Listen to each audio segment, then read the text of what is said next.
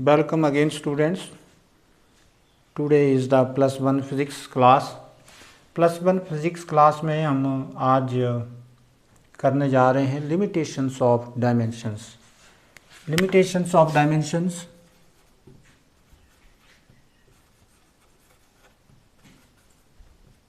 Limitations of dimensions की dimensions की क्या limitations हैं, डायमेंशंस की क्या लिमिटेशंस हैं। तो आप लिखेंगे इसमें कि following are the limitations of dimensions. Following are the limitations of dimensions. तो इसमें नंबर 1 पहली लिमिटेशंस क्या है।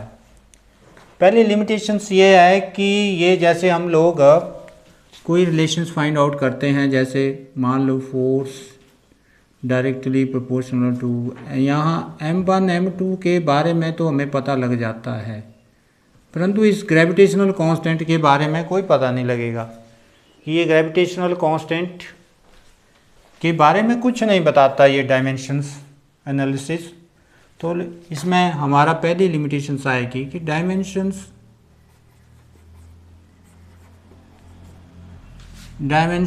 Does not tell anything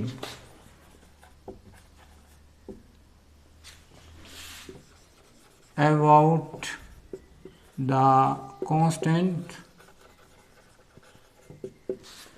involved in a physical relations। जो फिजिकल रिलेशंस में डायमेंशन इन्वॉल्व होते हैं उसके बारे में ये कुछ भी नहीं बताते हैं। नंबर 2, अब डायमेंशन से हम देखते हैं कि हम बोलते हैं कि force is directly depends upon the ath power of mass and bth power of this, understand, but you can not drive the relationship like S is equal to U T plus half A T square. क्योंकि इस case में आप क्या बोलेंगे, आप बोलेंगे कि S depends upon the ath power of U B ath power of T, परंतु ये चीज़ तो फिर इसके साथ ही जुड़ जाएगी प्लस का, तो प्लस और माइनस के बारे में कुछ नहीं बताएगा ये, अंडरस्टैंड। जब भी आप रिलेशन ड्राइव करेंगे तो इकट्ठी होगी, मल्टीप्लाई होगी, प्रोडक्ट होगा।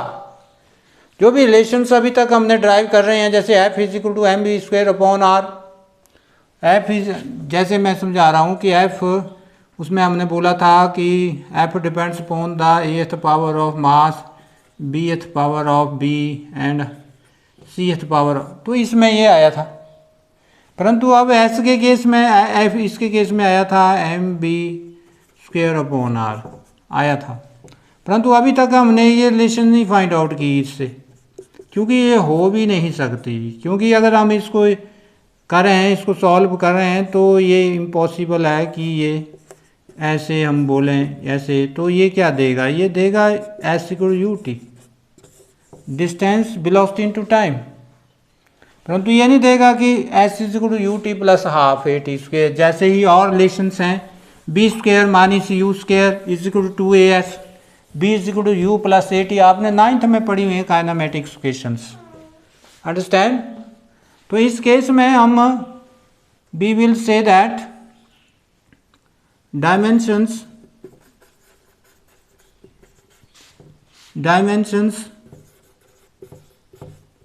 डज नॉट, डायमेंशन से नहीं हम लिखेंगे B can not derive the relations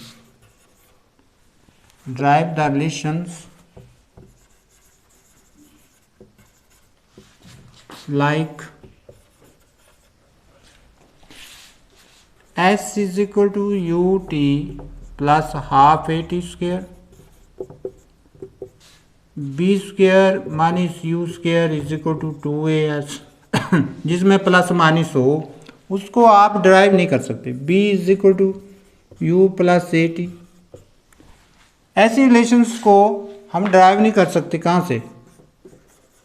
from dimensions, dimensions से हम ड्राइव नहीं कर सकते। तीसरा क्या है,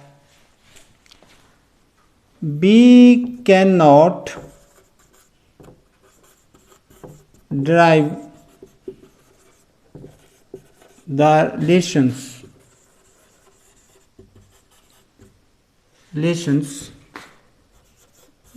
विच इन्वॉल्व्स, जिनमें क्या पाया जाता है, विच इन्वॉल्व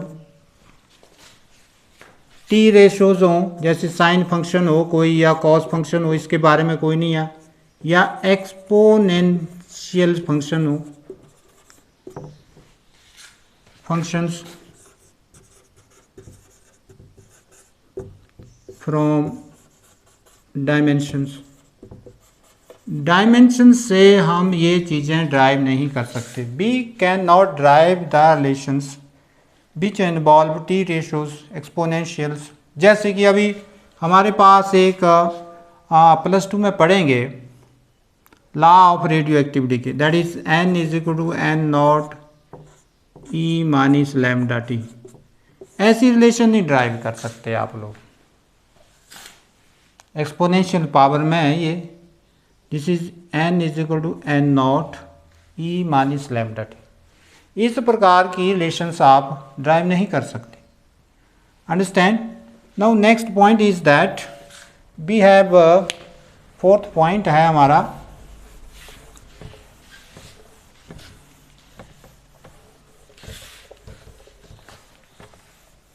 फोर्थ पॉइंट ये बोल रहा है कि अभी तक हमने ये एक्सप्लेन किया कि force depends upon the this and this power. Maximum आपने 3 फंडामेंटल फिजिकल क्वांटिटीज़ के बीच में रिलेशंस ड्राइव की है, कि अगर हम बोलें कि force depends upon the mass, length, time, 3 fundamental quantities में इन्वॉल्व होते हैं डायमेंशन। परंतु अगर हम फोर्थ में आ जाएं, फोर्थ फंडामेंटल क्वांटिटी में आ जाएं, तो हम कोई भी फिजिकल रिलेशंस इससे ड्राइव नहीं कर सकते। Understand? We can derive only the physical relationship which involve 3 fundamental physical quantities, but for the another physical for more than 3 it gets fail. ये क्या हो जाता है? फेल हो जाता है। अंडरस्टैंड? तो हमारा फोर्थ पॉइंट है dimensions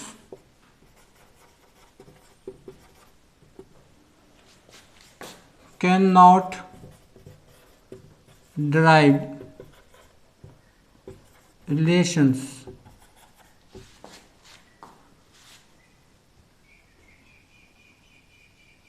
which involves the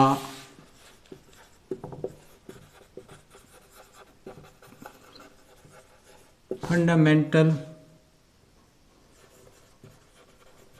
physical quantities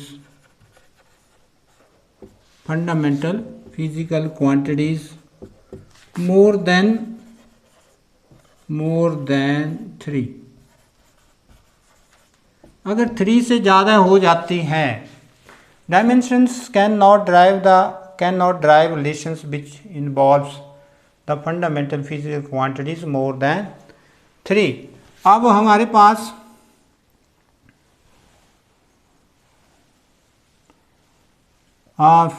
fourth point है, फिफ्थ पॉइंट जो हमारे ये एक्सप्लेन करने जा रहा है लिमिटेशंस ऑफ डायमेंशंस की। वो लिमिटेशंस ये है कि अगर हम लोग डायमेंशंस में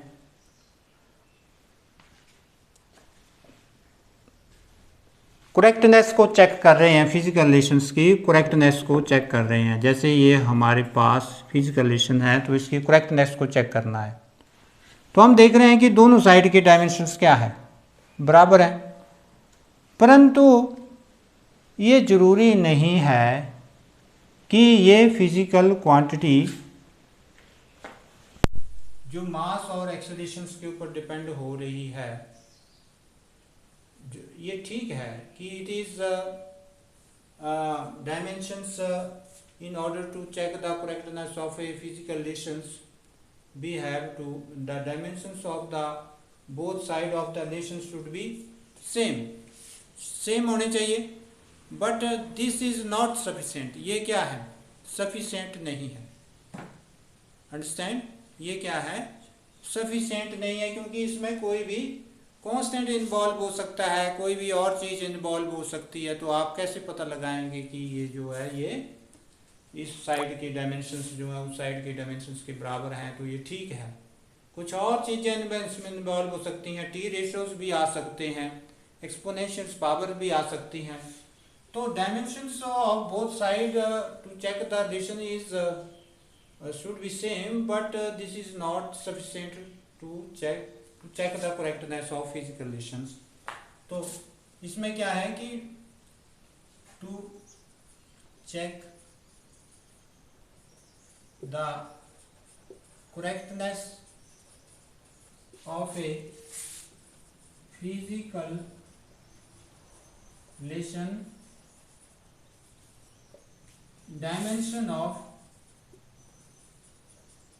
dimensions of both sides must be same, but this condition is not sufficient. ये कंडीशन जो है वो सफिशिएंट नहीं है. और जो लास्ट पॉइंट है, choice of physical quantity.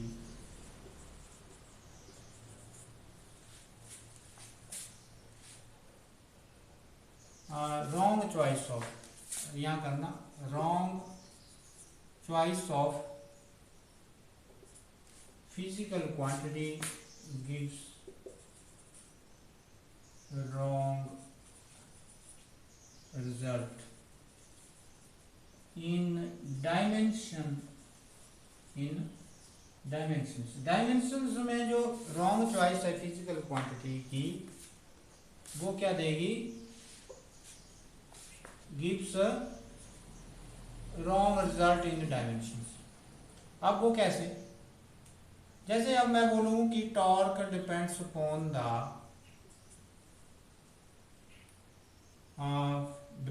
The ath power of force and bth power of distance. ठीक है. और मैं दूसरी साइड बोल रहा हूँ कि work is depends upon fourth एथ पावर ऑफ f और d. तो ये नहीं बता रहा है कि ये यहाँ हमें टॉर्क की जरूरत है कि वर्क की जरूरत है. अब इसने ये नहीं बताया कि this is the perpendicular, this distance should be A perpendicular distance. ये क्या होनी चाहिए? इसमें तो नॉर्मल है कि डिस्टेंस हो, परंतु ये नहीं बता रहा है कि ये डिस्टेंस कैसी है. ठीक है.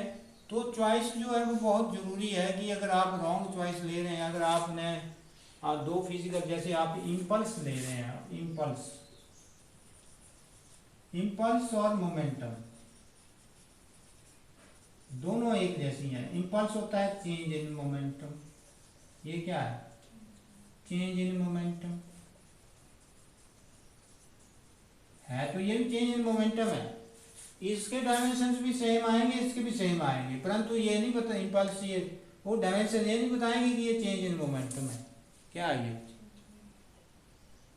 तो ऐसी बहुत सारी कंट्राडिक्शन आती हैं जो आपको ये बता देंगी कि अगर आप रॉन्ग चॉइस ले रहे हैं, अगर मान लो मोमेंटम अब आप ले रहे हैं या मोमेंटम जो है that is equal to change in momentum, तो रॉन्ग हो गया. तो चॉइस आपकी सही होनी चाहिए कि आप इम्पल्स, आपको पता होना चाहिए कि आप इम्पल्स को निकालने जा रहे हैं, इम्पल्स की रिलेशंस करने जा रहे हैं. जैसे इम्पल्स होता है I is equal to force into time, इसकी करने जा रहे हैं. तो इसके डायमेंशंस भी और इसके डायमेंशंस भी सेम है. मोमेंटम के डायमेंशंस और इसके डायमेंशन सेम है.